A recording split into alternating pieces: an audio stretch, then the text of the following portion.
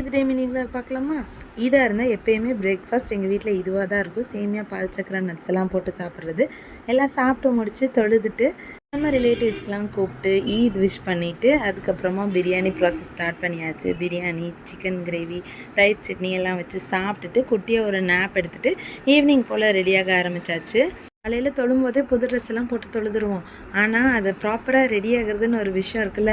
வேலையெல்லாம் முடிச்சுட்டு ஈவினிங் போல் ஒரு சூப்பராக ரெடி ஆகிட்டு கொஞ்சமாக ஃபோட்டோஸ் எல்லாம் நல்ல ஃபோட்டோஸ் எடுத்துகிட்டு அப்படியே அம்மா வீட்டுக்கு கிளம்பியாச்சு.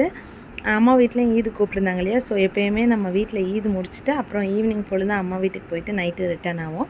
அதே மாதிரி ஒரு 6 o'clock போல் போய் கிளம்பிட்டு அங்கேயும் போய் நிறைய ஃபோட்டோஸ் எல்லாம் எடுத்துகிட்டு அந்த விருந்தையும் சாப்பிட உட்காந்தாச்சு. மட்டன் பிரியாணி, சிக்கன் சில்லி, தயிர் சட்னி, புதினா சட்னி அண்டு கேசரி வச்சுருந்தாங்க. லாஸ்ட்டாக இந்த ஃப்ரூட் கஸ்டர்டையுமே சாப்பிட்டாச்சு. இதோ இந்த மிளகாயெல்லாம் நம்மளோட குட்டி தோட்டத்துலேருந்து பறிச்சிருக்காங்க. நான் வந்து வீடியோ எடுக்கணும்னு வெயிட் பண்ணியிருக்காங்க.